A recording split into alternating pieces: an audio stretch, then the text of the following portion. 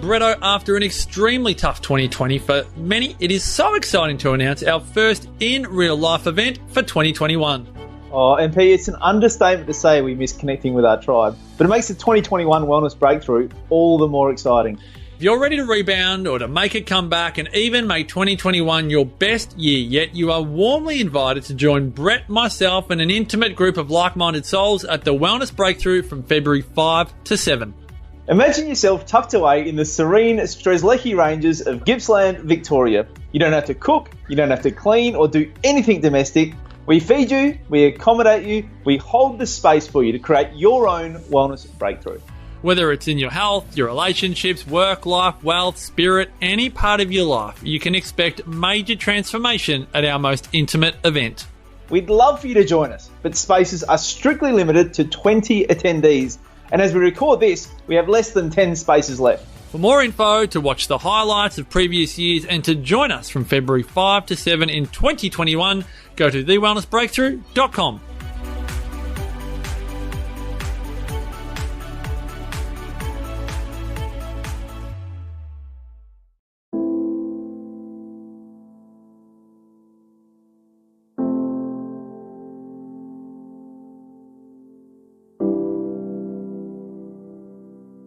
Welcome to Nourishing the Mother, where inspired women talk about the journey of motherhood through the common thread of parenting, relationship, and sexuality as a path to consciousness.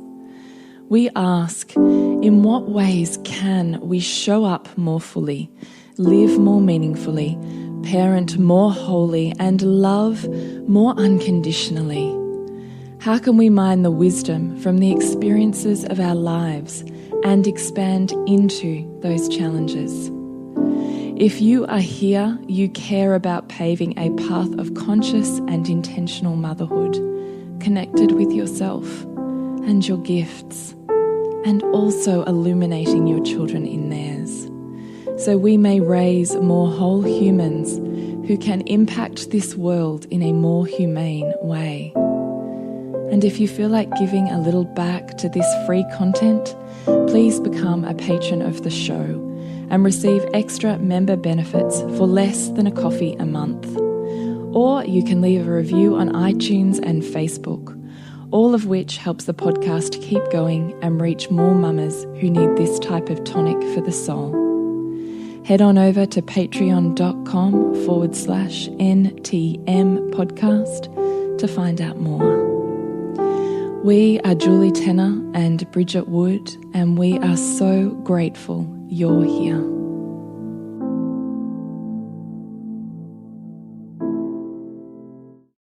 Hello and welcome to Nourishing the Mother. I'm Bridget Wood.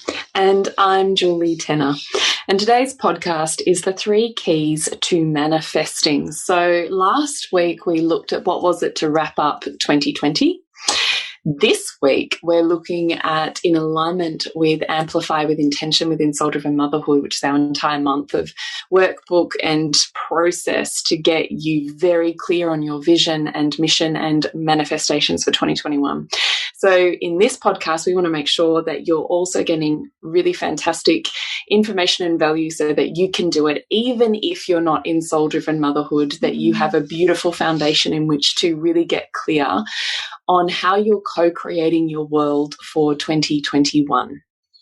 So before we do that, I would love to remind you to jump into nourishingthemother.com.au, scroll on down to the red banner, drop in your email address, and once every so often we send you off an email with links to everything we've put out in the world, and then you can pick and choose where you'd love to dive deeper.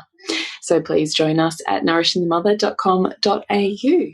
Yes. So this is such a juicy topic because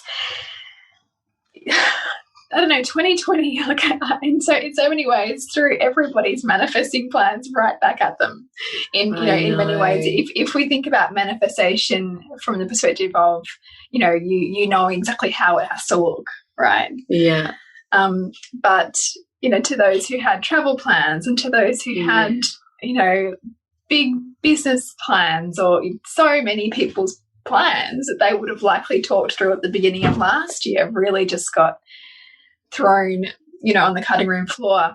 So it's nice to preface this conversation with that and with the truth that there is so much process and planning to it and visioning, and then there is handing over and not always knowing the form it's going to look like. Well, I mean, I think the point is you're not solely in charge of creating, are you? That there's a co-creation at work. It's like you kind of take certain steps towards something, and then the universe meets you, you know, to the degree to which you seek to meet it, essentially. And everyone you're involved with is co-creating with you. Like, any one experience isn't just set up for you or them. Yes. Like, whatever, we're continuously co-creating our reality in every single moment, which means every human that's involved in that reality, whatever that is getting something and working towards something out of that manifestation. And you've just reminded me of a statement that our mentor has said to us before, which is, whatever is consciously decided for you, you have subconsciously chosen, which feels so weighty and so heavy, but it talks to that, like, co-creation. Yeah. It is weighty. It's one of those universal kind of statements, isn't it? That sometimes you're going to love and sometimes you're going to hate. Yeah. You know, because we love to love manifestation when it's in the light, and when it's what we might see as high vibe and big picture and huge goals. But it can be a harder pill to swallow when we're navigating the trenches. Totally. So it is wise to bring consciousness to what you are seeking to create and what you're desiring for yourself, for your family, for your broader world, which is what we'd love to talk through the how of today. Let's look at that. So step number 1 would be to get grateful. So you want to make sure that, much like our podcast last year, you've spent time doing a review of your previous year. And within that review, really spending time mining the gold, or looking for the lessons, looking for what you gained, even in the hardships of which you've traversed in the year that's preceded. So the reason I say that is because you've really got to go through a process of grieving to be able to let go. You've got to fully complete that cycle. So see, hear, feel, touch, taste, whatever is unresolved from you that stays residual and niggly. You don't want to be holding on to anything from the previous year as you step forward in the new year, because if you're holding on energetically, that then becomes bound and entangled with whatever you're trying to create, and then there's this tussle and this wrestle, and the energy gets murky, and therefore the results and the manifestations get murky or a little off course to what you might have designed. So you want to spend time having carved out, hopefully, some really sacred time, which is the purpose of why we're beginning our month with a releasing ceremony tomorrow night, is to really hear, see, feel, touch and taste the experiences of your year.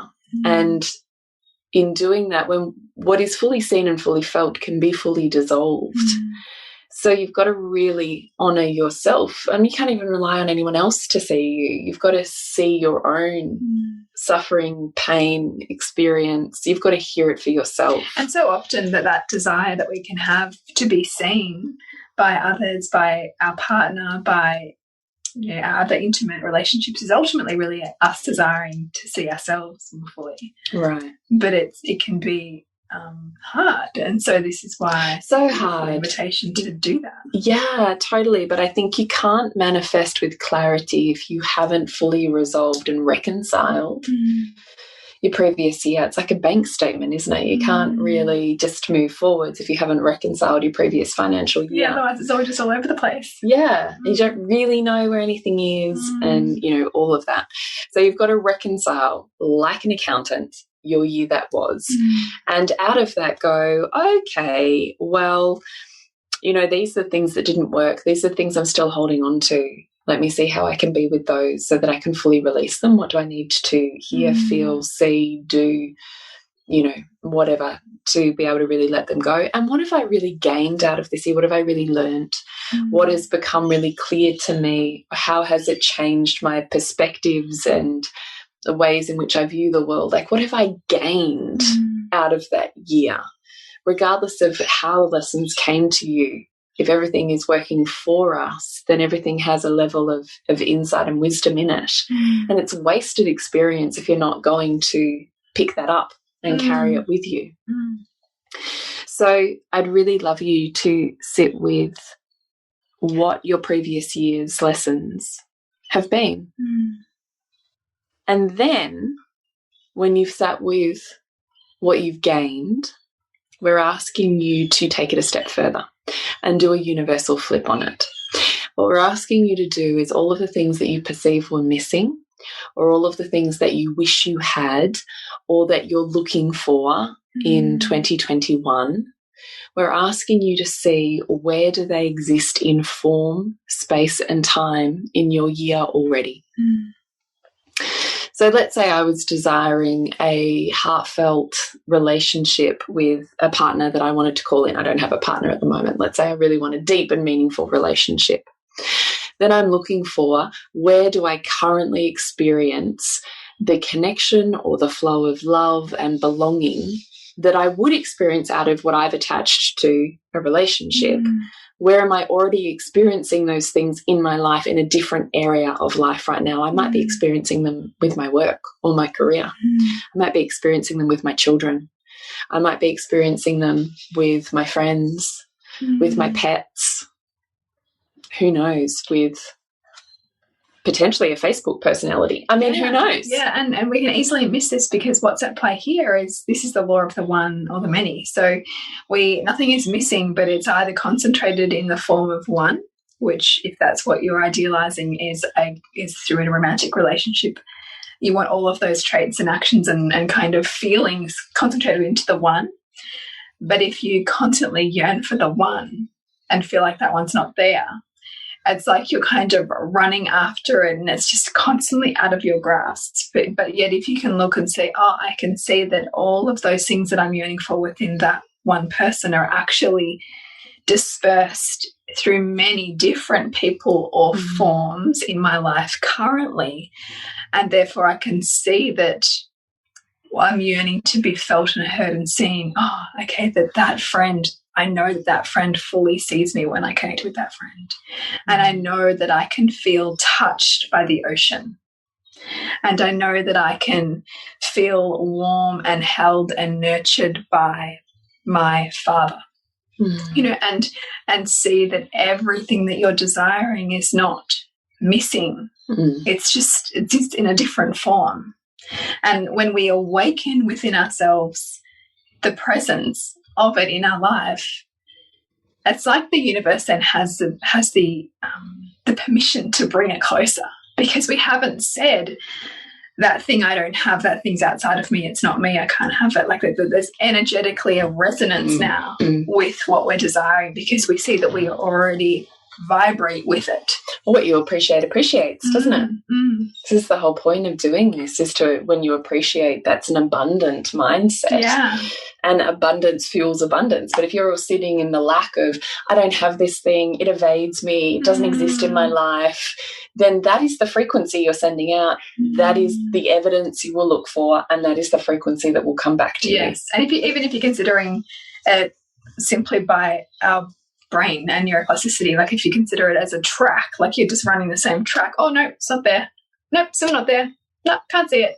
And your brain can't see it because you've given it so much evidence that it's not there, when in fact looking wider will build your capacity to see it and recognize its presence already. Totally. So step number 2 would be to get really clear. Clarity of transmission. If you have a clear outward signal, you get a clear result. But if it's murky and muddied and a little bit like, oh, I don't know, maybe a bit of this, I don't know, or this huge umbrella like, I just want more abundance, I just want more connection, and it's these huge waving, sweeping umbrellas, then you get this kind of like dispersed energy back, when what you're wanting is a laser focus so that you're really receiving exactly the frequency that you're after rather than this dispersed kind of brush over. So we do want you to get really clear on what you want. And this means really going to town and creating the list of your dreams. What does it look like? What would you love, desire, want with no limits for 2021? What would you want in 12 months? What do you want in 5 years? Like, it really is about, okay, gosh, I really want this thing, but I'm really feeling like I can't do that this year. Cool. So when would you see that happening? Okay, 5 years. Cool. So it still goes on your vision board. Who knows when the universe orchestrates with your own divine timing to bring it to you? But you have to be willing to say, this is what I want. You have to actually put an order in with the chef, or else they don't know what you want and you're probably not going to eat. Sounds pretty dismal. But isn't it? I often think that's a hard thing, though, isn't it? Well, I mean, even as you're saying, I'm like, gosh, like, what do I really truly want? Exactly. That's what I mean. It's actually a way harder question than what you think. Yeah, well, I mean, often we know more about what we don't want than what we want. Yes. And it's also because who really, I mean, we weren't raised to ask for what we want. Our parents didn't say, sweetheart, darling, what would you love your life to be? Whose parents asked you that? So therefore you don't have literacy in your desires. No, so true. It's so true. So spending some time, though, really, and I don't care if it takes you, 3 journaling pages. What do I want? What do I want? What do I want? What do I want? You might choose to go through the different areas of your life that are really meaningful to you. Or if you recognize that what you're seeking is growth or a change in one area of life that you're really getting clear, okay, let's laser in on that area of life. What exactly is the change that I'm after? Like, the clearer you can get with your request, the clearer your result will be. So it's worth really spending time on it. Now, I know also, Bridget, you always say you have to write it out. There's something about the pen to paper that almost creates more solidity in the manifestation. It's like, and I mean, even when you're talking about that, even if you had to use 3 pages of journal notes to ask yourself what you want, even that's melanating your brain toward the question, what do I want? What could I want? And it's like planting a seed, I always think, too. Like, every time I write that down, there's an unconscious seed that's now been planted in my psyche, which in some way, like you just said before, whatever is consciously manifested essentially has been unconsciously thought about or conceived in order for that manifestation to happen. It's the same thing when we're writing this out. What if I could plant that seed and plant that seed and plant that seed? It might not be what I choose to focus my manifestations on for this year, but who knows? The seed's planted. And the process of that stream of consciousness writing practice is also where you start to get the answers you didn't know you had as well, because you're asking questions you weren't asking yourself before. When you get asked new questions, better questions, you get better answers and you get more truth from yourself beyond habituated patterns. Yes. Last year when we did Amplify in January, I spent a lot of time getting clear on what I wanted. And I was the person who wrote 3, we have a workbook, so I was like scribbling all over our workbook. But I think it took me about front and back 3 pages of what do I want, and then distilling it down and distilling it down and because what it started as wasn't actually exactly the manifestation I was seeking. Not when I really distilled it down beyond all of the fluff and cotton wool I think we tend to put around our desires. So I do really think it's worth spending time getting super clear and concise on what you want, and no assumptions and no just broad spectrum these things. Like, really specific. I want to earn this much in this month. I want to go here. Everything has to have purpose. It will feed this, really specific. And recognize that when you are coming to this more solid place in what you do want, it's recognizing that within that it's going to come with its challenge, and it's not going to be this one-sided experience. It's going to have with it the equal,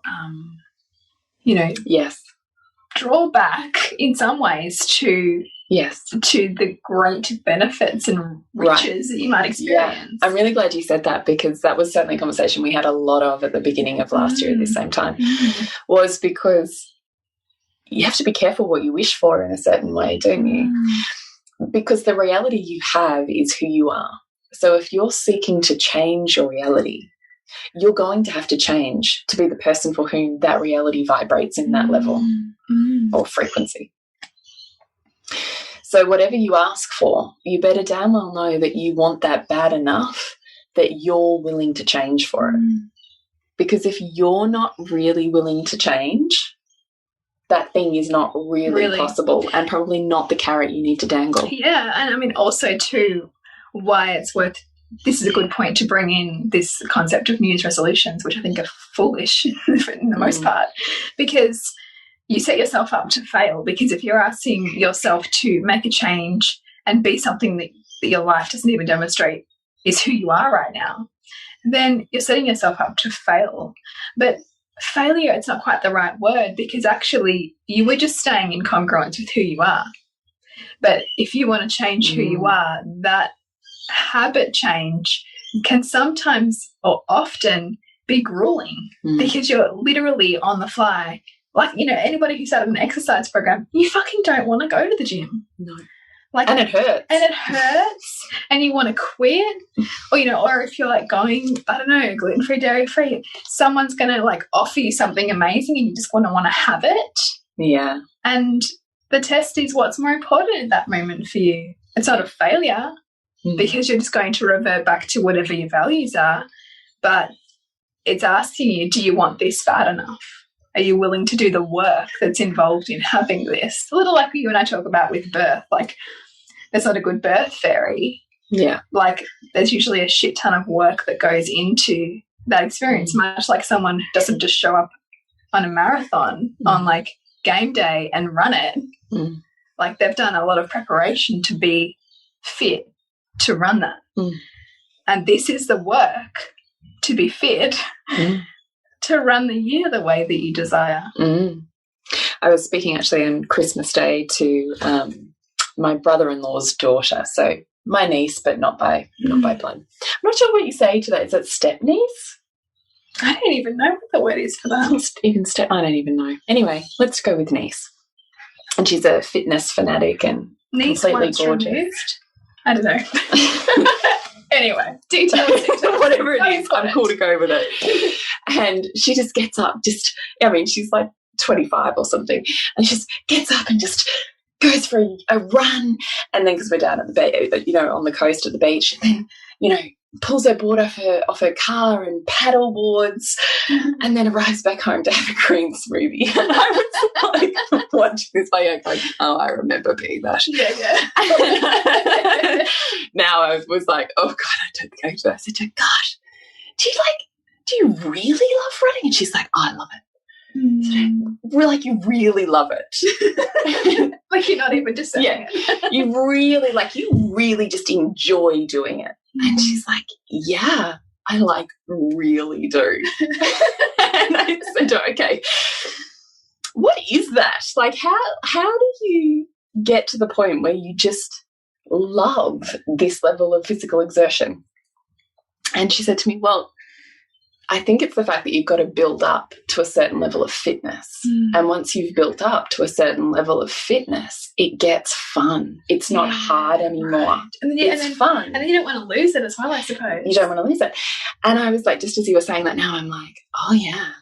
Because that's me, let's say, in business or personal development or mindset, or I've trained myself through the really hard shit to get fitter and fitter and fitter and fitter. And now it's super fucking fun. Yeah. But it wasn't always. I was me looking at the 25-year-old going, oh, God, I don't think I can run down my street. Right? Yeah. But I just love that concept of it's just a form of fitness. And it gets fun when it stops being hard. It's almost like once you step into like this your own slipstream in a way. When you've built that muscle. And I think that can be applied to anything we're seeking change for, is that if you want it badly enough, you're willing to train your fitness level in whatever area of life that is, relationship, parenting, finances. And if you're listening to this and you're going, oh God, but I'm not that anywhere, I call bullshit, because look in your top values, look where you find ease, and then you'll likely find other people don't find ease in that at all.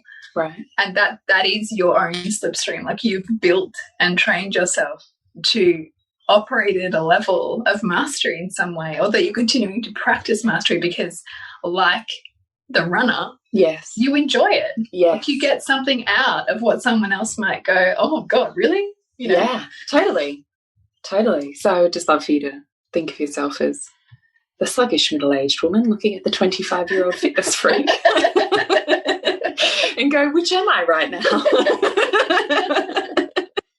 Oh, that's good. It is inspiring, though, to watch someone else. I love it. Like, I love watching it in her. And because I'm also in the back of my head going, I know that physical fitness this year I want to bring up in what has slipped off. Yeah. So when I'm looking at that spinning plates as well, I was like, really? Like, how? Like, no different to birth, right? Or whatever. Whenever I've wanted to experience something that I see someone else experiencing, I'm not like, oh God, will they get to have that and I don't? I'm like, what's the toolkit that got them there? What are the choices that they're making? What is the mindset that they have? What are the beliefs that they have? Because when I can break that down into a structure or a set of goals, I can follow that. And that's how I ended up having an orgasmic birth on my first birth. It was not because I knew anything different, but simply because I'd replicated another woman's experience to get the same outcome, and that's what happened. I followed her set of choices, her mindset, like a template. So I'm looking at her going, how does that get to be fun? I want it to be fun. How? So I don't know what my point is to that, but I was more saying that's how the conversation come about. But I'm now, as we're talking about this, going, okay, no. I can see where I'm really fit. It's just that I'm comparing myself. Yeah, the form. Right. I'm comparing the form because it's where I currently perceive that I'm underplaying and she's a high achiever. And so the stark difference feels, stark. Yeah. And so I'm sitting there going, so it would be easy for me to fall into not good enoughness. Yeah. Or I could just recognize that my brain is filtering my world for me to see what I'm trying to value, and I can choose to have that be inspiring. Yeah. Because that's the thing, you can either use that space in between to be inspiring and pull you towards it, or you can choose it to be shame-inducing and you'll collapse and then make it not possible for you, and so you'll continue on the same track. Like, it's the choice, right? Yeah, totes. So that was an interesting metaphor. The last step on getting clear is taking action. Now, you and I riffed around on this point as a nuance a little bit before we started recording. We did. Do you want to kick it off? Yeah, so originally you'd had down there, now it's the how. Yes. And I was like, yeah, but like, it's the why, right? It's the why first. Yeah. Because so often when we get super clear on the why, the how comes in and takes care of itself. However, it can't just be a simple, I want $1 million, let me just wish for it and intend for it, and I just know at the right time it's just going to happen because my why is big enough. No. The action step has to come in to get you into momentum, into motion toward it, so that it can also begin to move toward you. And that action doesn't mean that you have to get super nitty-gritty on the exact detail of what it looks like or what it is, but that it needs to be bringing clarity to your desired form or your desired outcomes, your desired experience or feeling, so that it has something to crystallize. Yeah. Well, I just think action is really important, and I think that it's often the part that's missing from manifestations happening. Is you've got to have intention, but intention without action is wish. And that is not a form of energy that has a behind it. Like, it dissipates. So there has to be action and there has to be intention and inspired action. For something to change, you do have to be willing to be active in the process of change. And I think that's neurowiring as much as it's habit changing and physically doing the things that create a different reality. I don't doubt that every incredible human across history who's had a vision of a flying machine and of electricity and of motor cars had a vision of what they wanted and continued to work towards it until, boom, it happened and they got it. Yeah. But had they just sat there and not tinkered away in their garages and sheds and failed 5,072 times and not tried to be the mad scientist to work out how you get there, it wouldn't have just like, boom, motor car developed by a human doing nothing. No.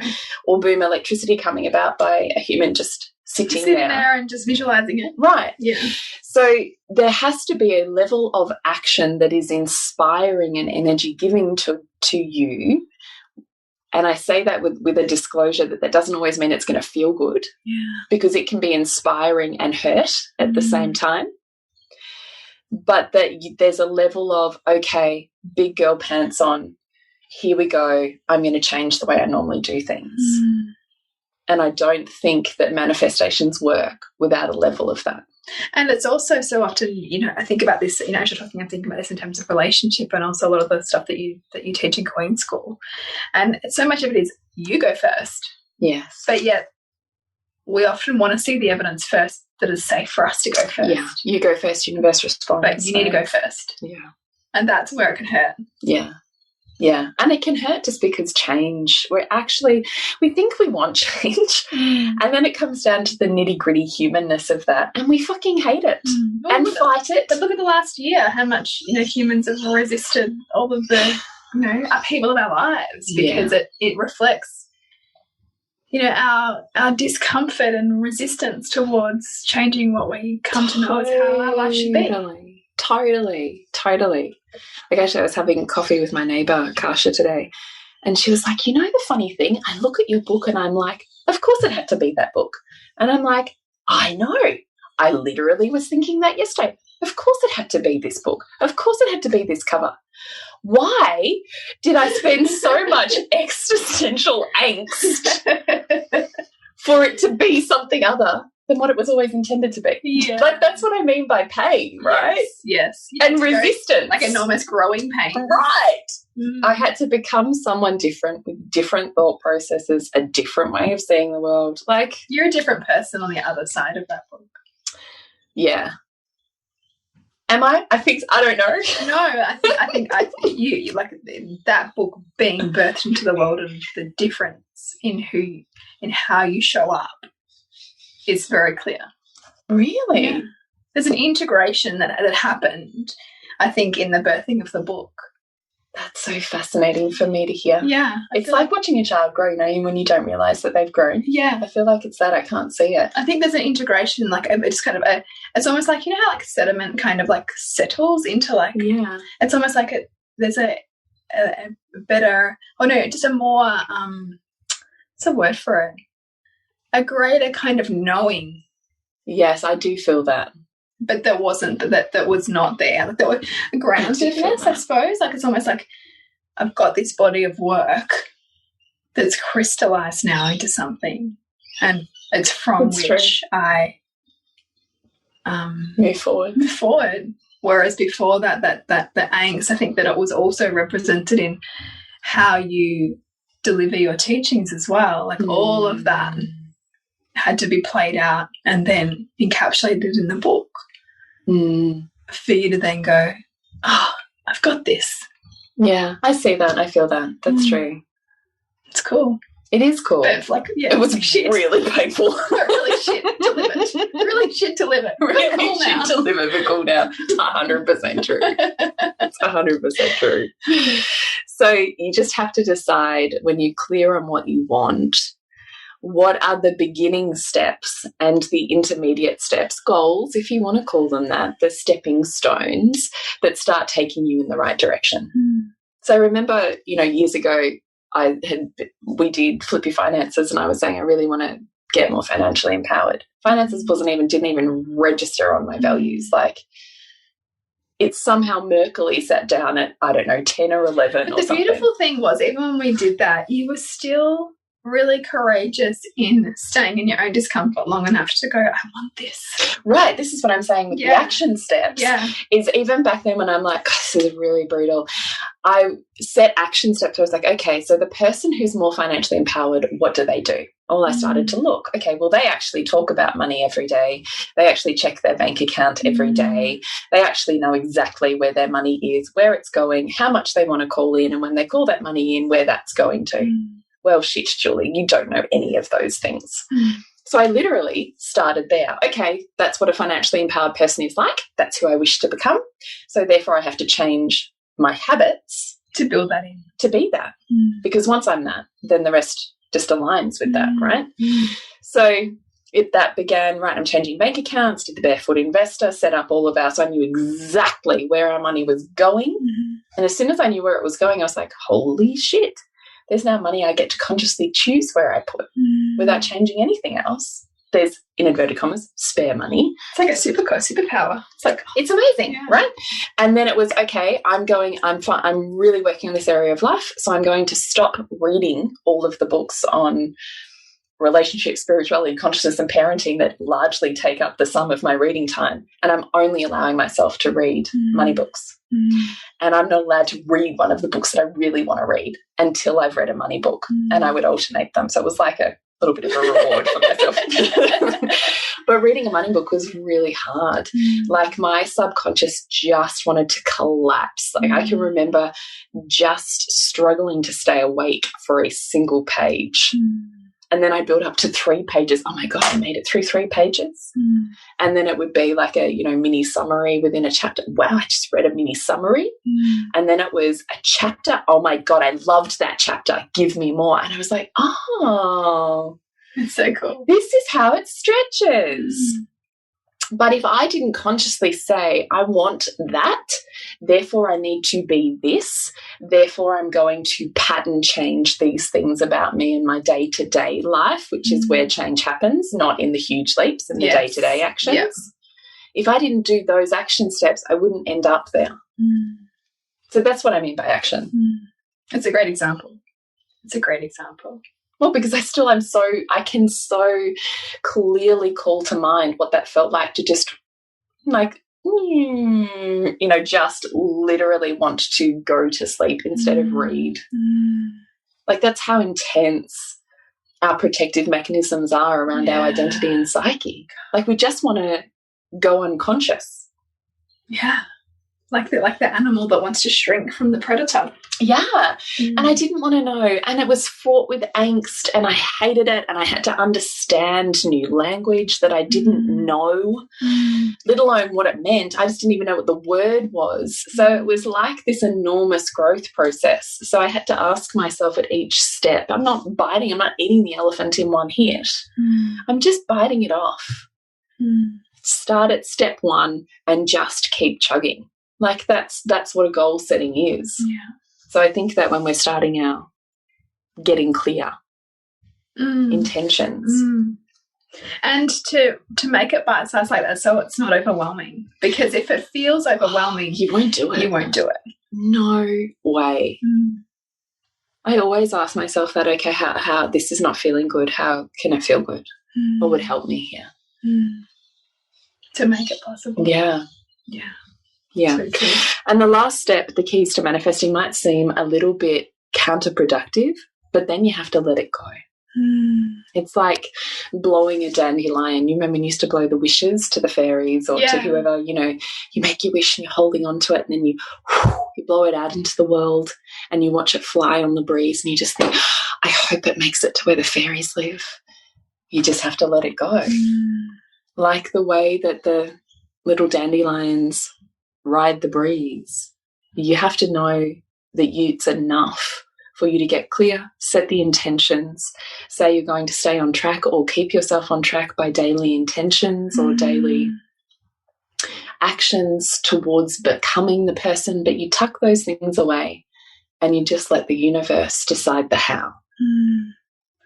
Which can be really tricky because you want to control things. Right, that's what I mean. It sounds counterproductive because up until now I've been like, right, you can co-create, you can, all those things. And then once you've said it, create some sort of ritual for yourself that's like kissing the dandelion leaves to the wind. And then let it go. Like release any attachment to form, release any attachment to it must be delivered in this way, release any, like, you and I would both sit here and say we could not have predicted anything that happened in 2020. I know, right? Like nothing. So trying to just hold on, my way is the best way. It has to be this way. If it's not this way, it's not manifested, is foolish. Yeah. Yeah, so to be open to see what the form looks like. Yeah, because it could be delivered in something that you could not ever conceive of because you're living you in your current reality, and the person who can conceive something different is in a different reality and it's a better reality. But you can't decide the end goal from your viewpoint right now. So you set the intention and you just let it go. Kiss it to the wind, however this is, this or something better. Let's do it. This or something I'm going to do my part. Right, you go first. Universe responds. I'm going to do my part. Here's my daily actions and intentions. Now you do your part, universe. Isn't that cool? And I think also, too, it's about how do I consciously create my world to support this as well? Like, what do I need to be constantly reading? Who do I want to surround myself with? Like, knowing how much we are imprinted by the people we spend the most time with. How do I... what do I want to have in my ears if I like to listen to podcasts or books, or, what do all of those things need to be in order for me to step toward what I've put down here? And am I willing to let it trigger me? Because you will be triggered into your growth. And that is good. So you want to move toward that and be with the challenge of what that can feel like. And notice that you're in patterns of collapse, or you're in patterns of like otherizing, and what you gain out of that as well. Because in our when we do our, which we've actually, this is actually going to go, this podcast will be live just after we've done our Amplify First workshop. But in that, if you join Soul-Driven Motherhood, you'll still be able to catch the replay on that. In that, we're going to look at being with ourselves and how we've triggered ourselves, right? Because if you go back and look at 2020, for many of us, just dealing will have been coping mechanisms that we might not be super proud of. And if we sit with that, we can be in shame. And the more baggage of shame and guilt we carry, the lower it tends to increase, or lower it tends to reduce our self-worth. And so we also want to see the magic of where we judge ourselves, and the magic of the denser stuff and what we got out of it, so that we don't try to swing too far from what are very natural human behaviours that we all have, and that when we can see what we've got from them, we don't get to be hamstrung by them. Yes. Which then cycles us back into them again, right? So if you would love to join us for Amplify with Intention, you can do that via Soul-Driven Motherhood, which you will find the links for on any of our socials, Nourishing the Mother on Facebook and Instagram, nourishingthemother.com.au. Scroll on down to Soul-Driven Motherhood, and that is where you'll find it. It's just $39 for an entire month, plus 11 plus courses. Yes, it's so much in there. It's either a weekly workshop or it's a monthly program. So it is an incredible wealth of knowledge and conscious community that would more than happily embrace your presence, knowing that you share the same values. So please consider jumping in and making your 2021 exactly what you want it to be. Yes. And to connect with you, Jules, is julietenner.love, and to connect with you, Bridget, suburbansandcastles.com. Remember to nourish the woman, to rock the family. And we'll see you next week when we continue to peel back the layers on your mothering journey. And if you want to support Nourishing the Mother and all the late nights, the early mornings, the blood, sweat and tears we pour into our art, then please go to patreon.com/NTM podcast and become our patron. As a patron, you're helping all of the cost of operating this podcast, the hosting, the editing, the transcription, helping all of that be completely covered, and joining a community who are all about honouring our journeys and continuing to open. The more support we have, the longer we can last. So become a patron. We'd love to have you. Go to patreon.com/NTM podcast. We literally couldn't do this without you. Thank you so much for listening, and please share this podcast with anyone you think it would be medicine for.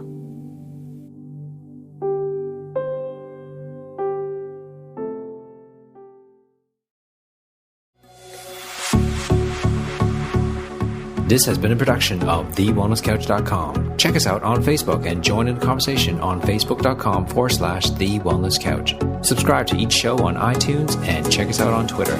The Wellness Couch, streaming wellness into your lives. Whilst the Wellness Couch presenter endeavor to provide accurate and helpful information to their listeners, these podcasts cannot take into account individual circumstances and are not intended to be a substitute for health and medical advice from a qualified health professional. You should always seek the advice of a qualified health professional before acting on any of the information provided by any of the Wellness Couch podcasts.